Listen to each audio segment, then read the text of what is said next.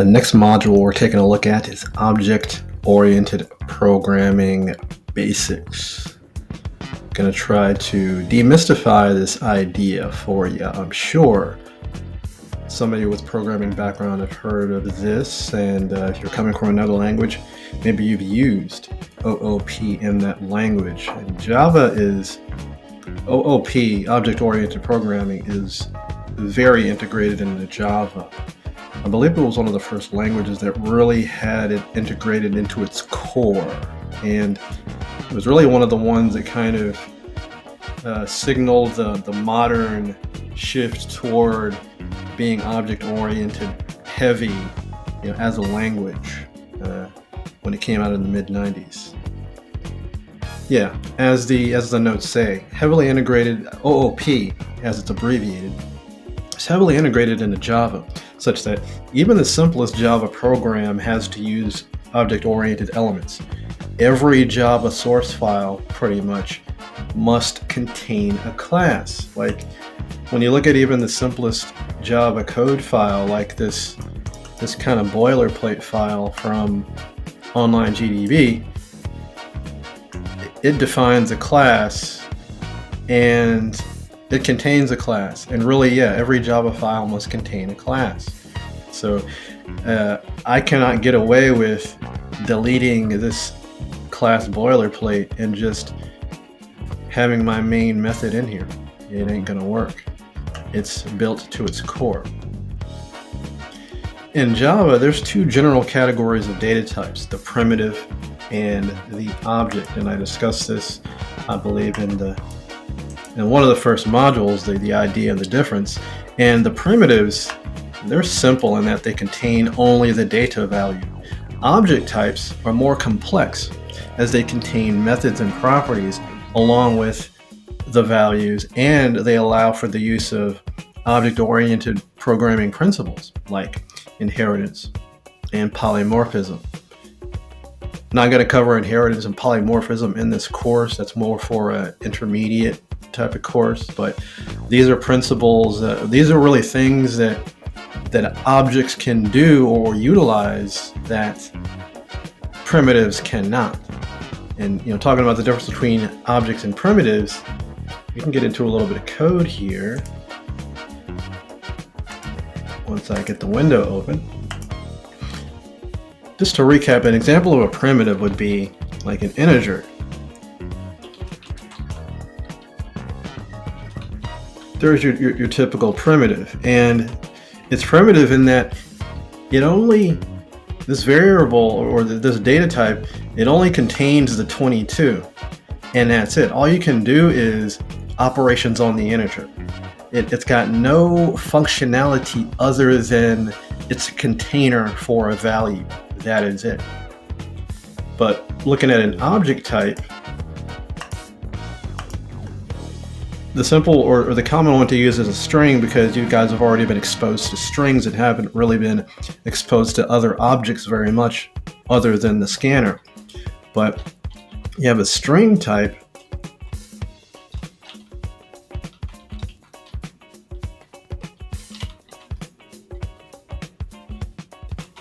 This will be an object type, and this is syntax that we're going to get into. This is instantiation syntax. This means I'm creating a new string object with the value of ASDF. So this is the value. And going back to the integer, the 22 would be the value of that one.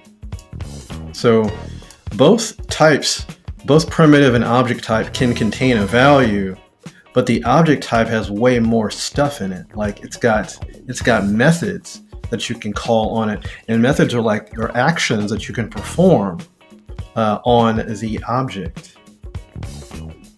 And I'll demo a simple method here, a method called length, where you can get the length of a string. Integers don't have any methods, thus they are primitive. A string has many methods like length, like substring, like split and join. You can actually do things to this data type. It has functionality within it to do manipulation of it, whereas the integer, the primitive, does not. I'll use a print statement to call, or the print method to call this method.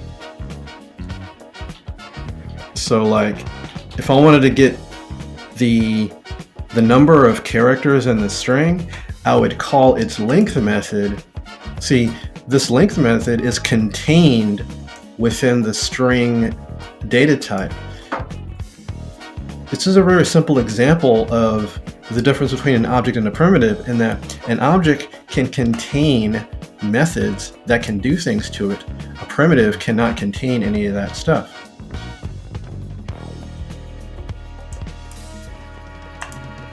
And just seeing this in use when I run it, we have a 4 because ASDF, of course, contains 4 characters. So an object is going to contain things like methods and other variables, or not other variables, but variables. Primitive only contains its value. Of course, an object also contains a value, but it's got more stuff. So there's a little bit about the difference.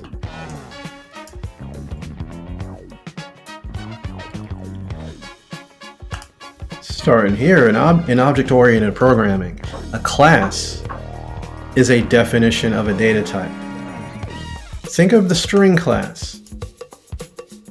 The string class has got a file somewhere that defines its behavior, the methods, and what operations it can perform. This file is a class file.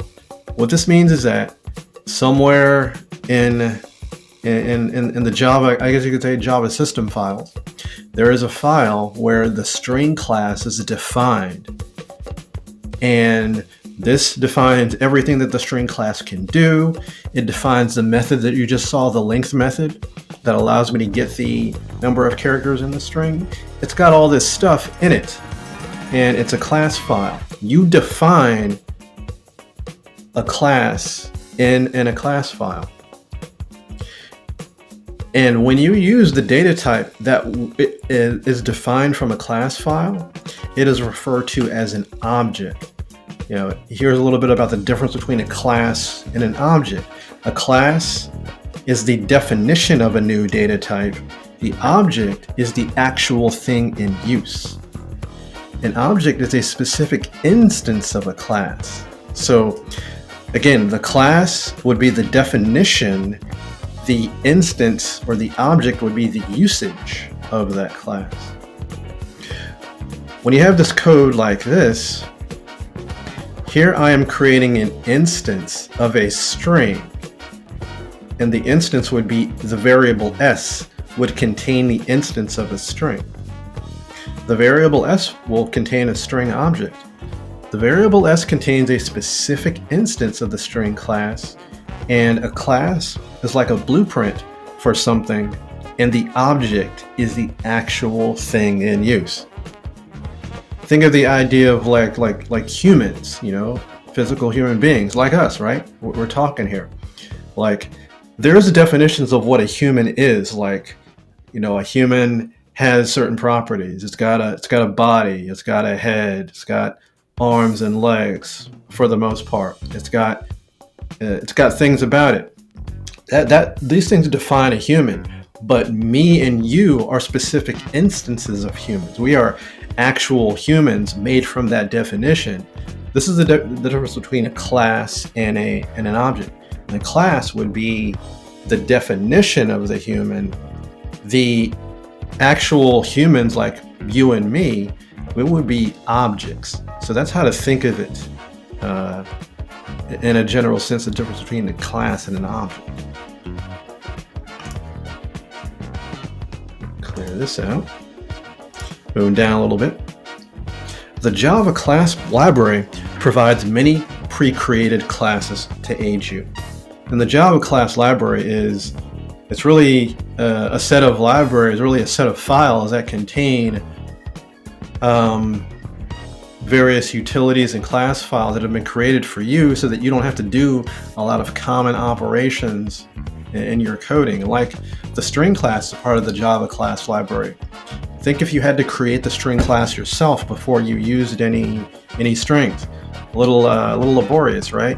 So this class library is really a set of utilities made for you so that you don't have to reinvent the wheel every time you write code. Inspecting the classes in the Java class library and the documentation, that's a good way to introduce many class and object principles to yourself. And let's take a little aside and check out the documentation real quick here.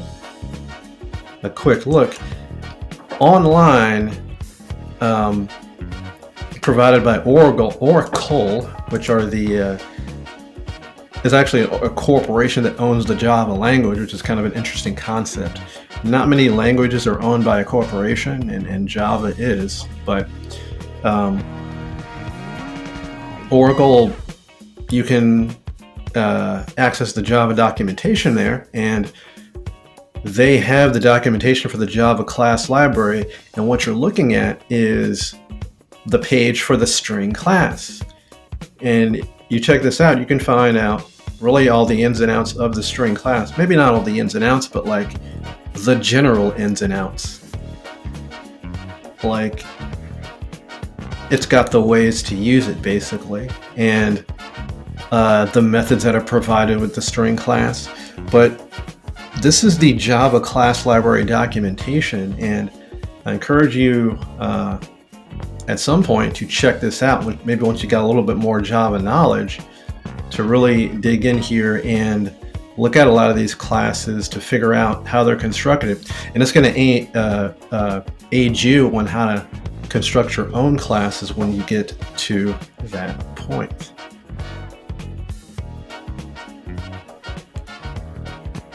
And yeah, this is one specific class, and whoops, you can also, if you go like to the root of the documentation, you've got several different packages you can look into to look at the classes in these other packages. This is like the root hierarchy, the root of the hierarchy, and you can like go in and look at classes that apply to a particular piece of the hierarchy.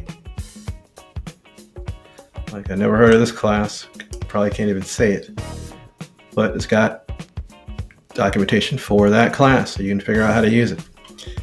Let's go back to the notes.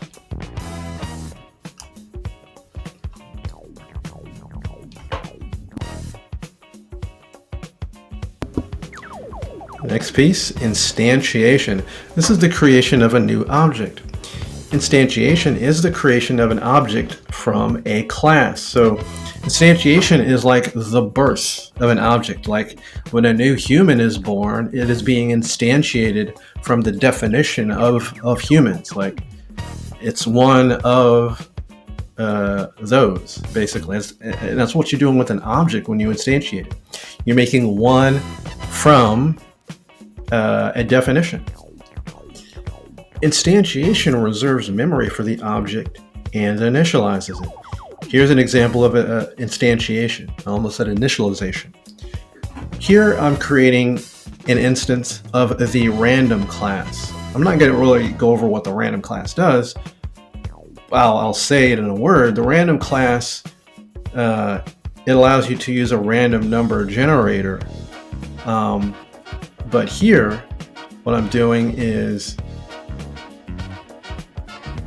I'm specifying the type, a variable name, equal sign, and then I have this new random syntax on the right side. And on the right side, this is really the instantiation syntax. This new keyword is going to reserve memory for the new object and also initialize it. And this random with the two parentheses, this is going to call what's called the constructor of the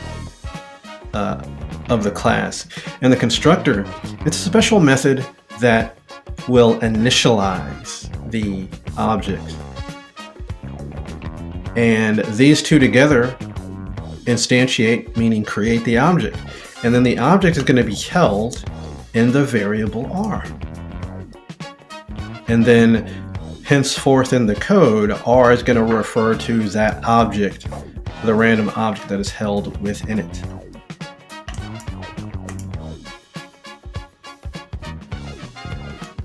And actually, that's it for this video. I wasn't sure. Next, I'm going to go over looking at the code for a Java class definition, and then go over with you how to use this this object that's defined in the code. So, exciting stuff. Stay tuned. See ya.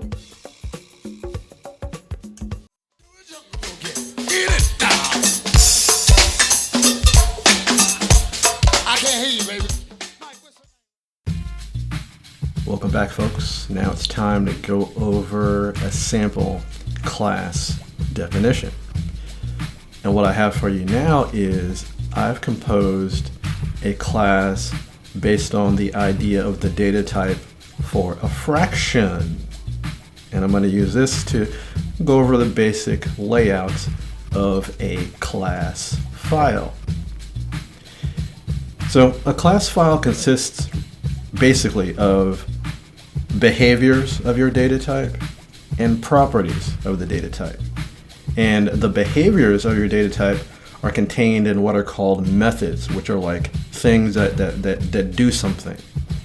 The properties of your data type are contained in variables, and these variables would be really descriptive things about your data type. And because I haven't done it yet, I'm going to go over real quick what a method is. A method is a separated section of code meant to perform a specific task or a set of tasks, and it is typically sectioned off, and it'll have inputs and typically produce some outputs. And within class files, you're going to have several methods that do special or specific things, and you're going to see some here. So now let's dig into this code and look at how a typical class file is laid out. At the very beginning, you see here you have class fraction. This is the header of the class file, which really just signifies the beginning or the opening of the class, telling you that this is a class definition and the name of the class is fraction. And then of course you have the opening curly braces.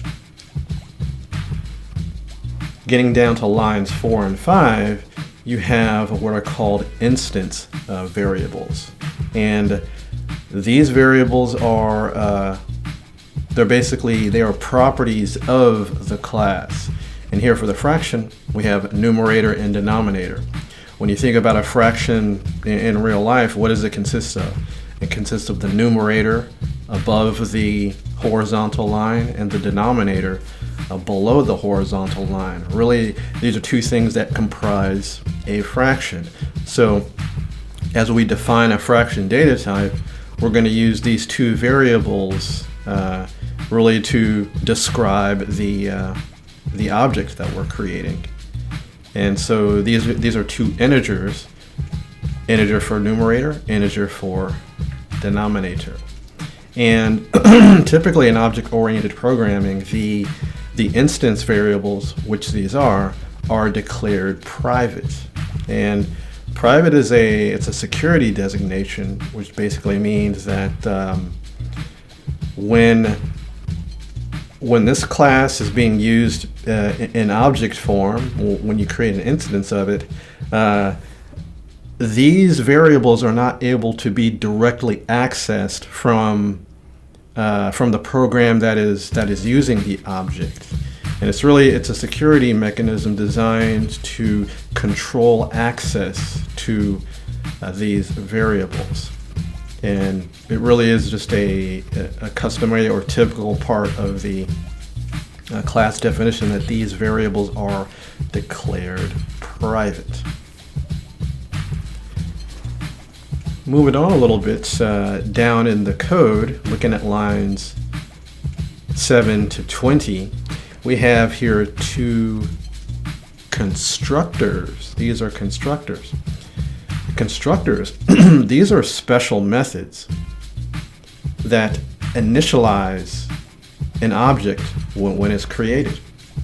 And I've got two here, and each one has a special purpose.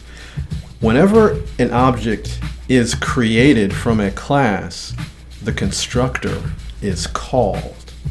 And you're able to have multiple constructors per class file. And so yeah, a constructor is a special method that is called whenever you instantiate your object. Really, it's when you create your object, this constructor method is called, and it is meant to initialize your object. Really, usually initialization is going to consist of initializing variables to certain values, which is really what you see here. You look at lines 9 and 10 and 17 and 18, you see assignment. You really see assignment of the numerator and denominator.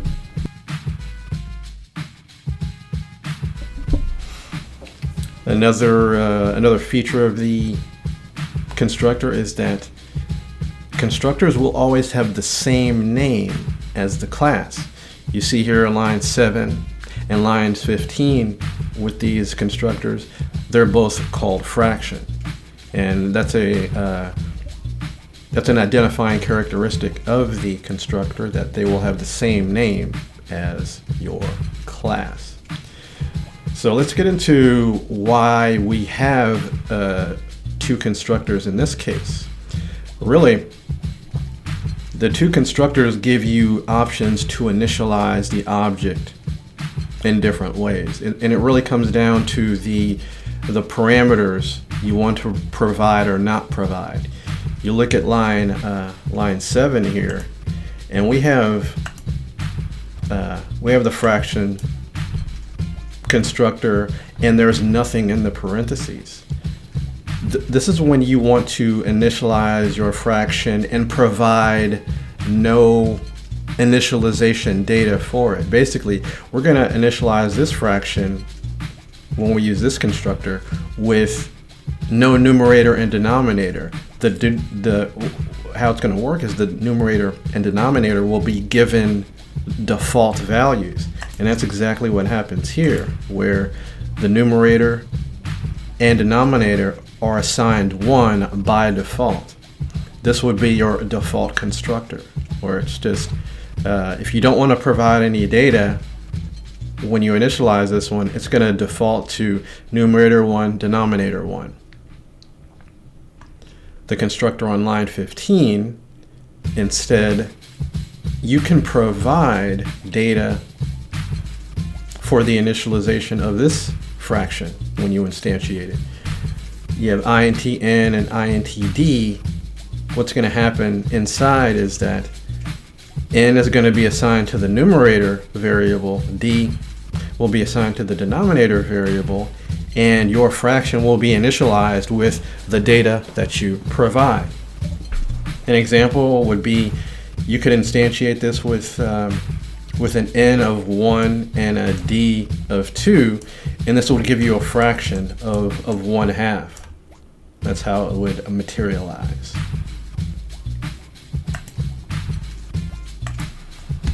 Moving on down a little bit. Scroll, scroll, scroll. In this section, we have what are called getters and setters. And a more computer science-y name for these, if I know that's not really a term, but you know what I mean. A more technical term for these would be accessors and mutators. So you can call them getters and setters, or you can call them accessors and mutators. What they are is they really allow you to access and or modify variables contained in this class. You use methods in this case to access or modify the variables because, as shown above, These variables are private by default, so they cannot be accessed directly. These methods allow access through the method rather than direct access. The getter methods allow you to simply access the value from the variable. The setter methods allow you to change the variable. As we look at get numerator and get denominator, these methods simply return the variables numerator and denominator, giving you those values. You look at the set fraction, it's going to take in two values for a numerator and denominator, and it is actually going to change the numerator and denominator to the value. So if I have start with a fraction of 1/2, and then I call set fraction with an n of 3 and a d of 4, it changes the fraction to where this value is wiped out and it becomes 3/4. And notice the set fraction does not return anything, it simply changes and exits. Hence the void return, if you're familiar with methods and functions. And another thing about methods is that if you're coming from another language, in Java, a method is the name for functions. In other languages, you have functions. Well, Java's version of functions is the method. So there's the correlation there. If you've been familiar with functions in other languages, they are methods in Java.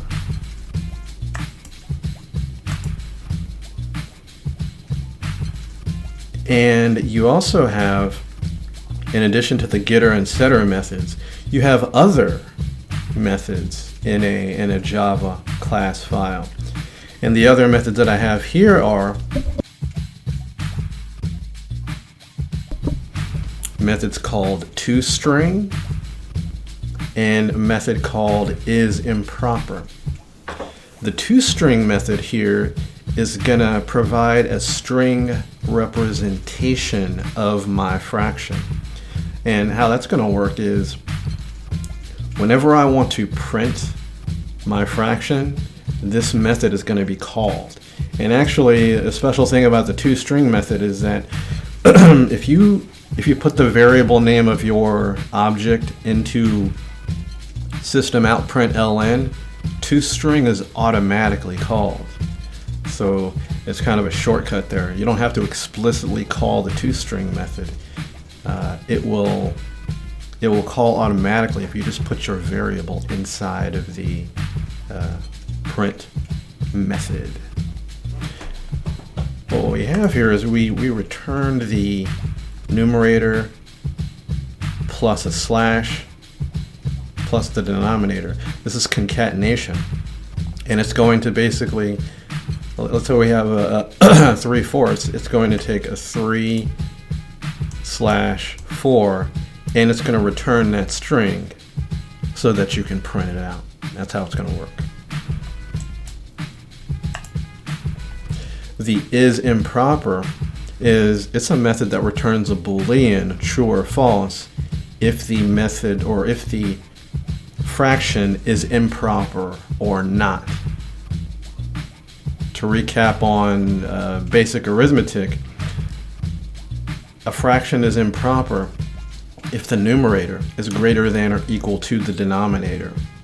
And you see here we have a conditional that does that check, where it's if the numerator is greater than or equal to the denominator, you return true. Otherwise, you return false. An improper fraction would be something like 12/5. See, the numerator greater than the denominator, that's improper.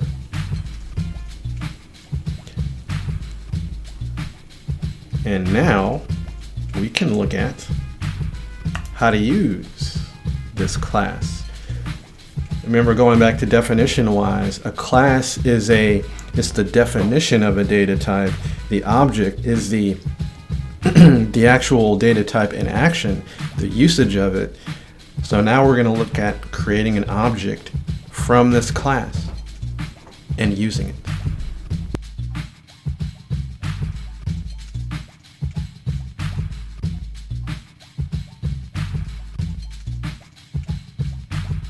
Right over here in this file.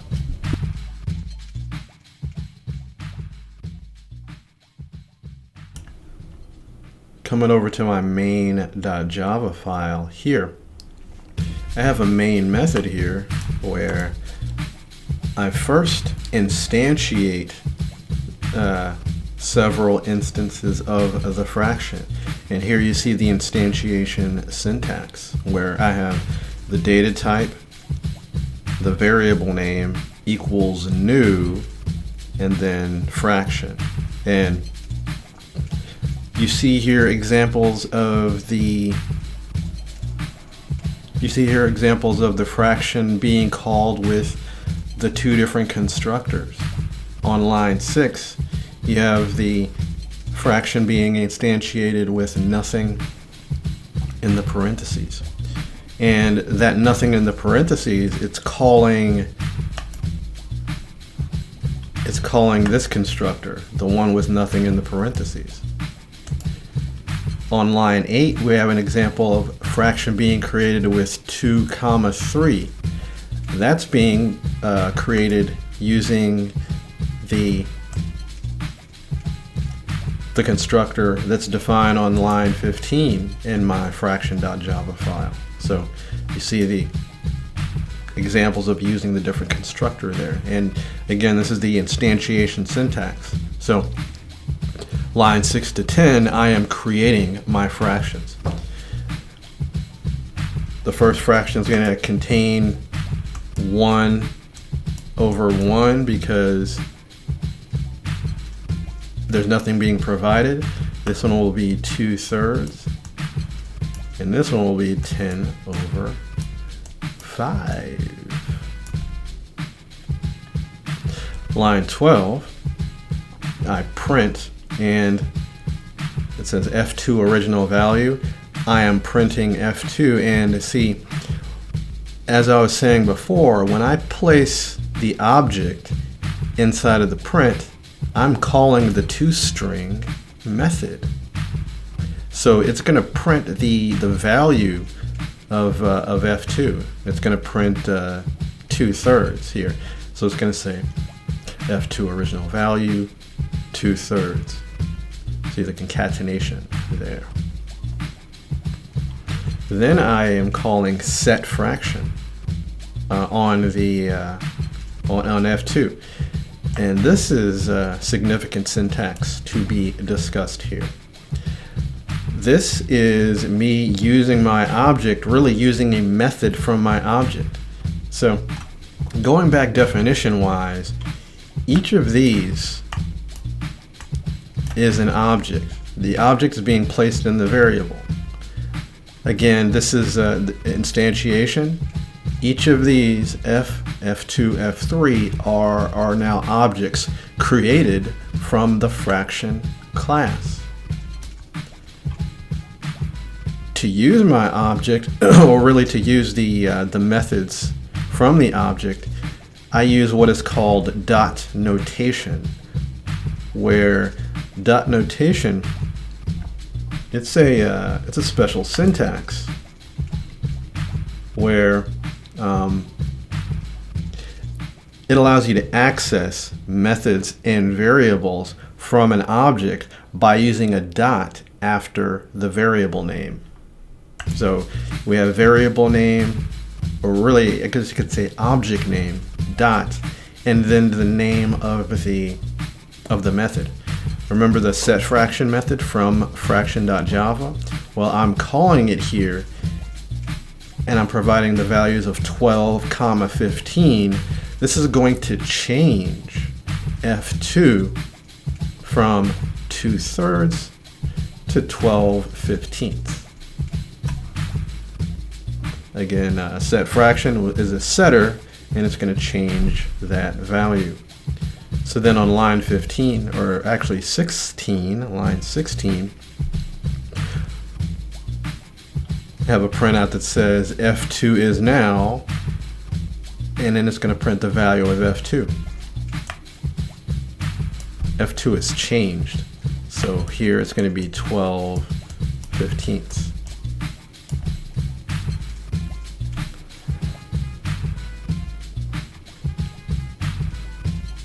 In the remaining area, I am further using my objects, where I have another print statement that says, is F2 improper? And I call the isImproper method. Remember, the isImproper method is going to check to see if a fraction is an improper fraction. We look at the value of F2, 12/15. It's going to not be improper because 12 is less than or equal to 15. So it returns a Boolean, so this is going to say false. Lines 20 and 21, I simply print the values of F and F3. And then on line 22, I call isImproper once again on F3. F3 is 10/5, so it will be improper. So this one will be a true. And there's a little bit about object usage. Object usage really keys on, or at least the fundamentals key on instantiation, creation of the object, and dot notation, which is the usage of methods and properties from the object.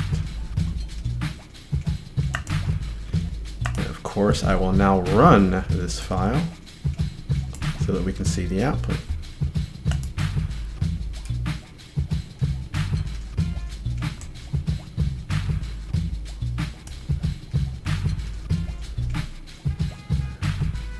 And here's how the fractions look when they are printed out using the toString.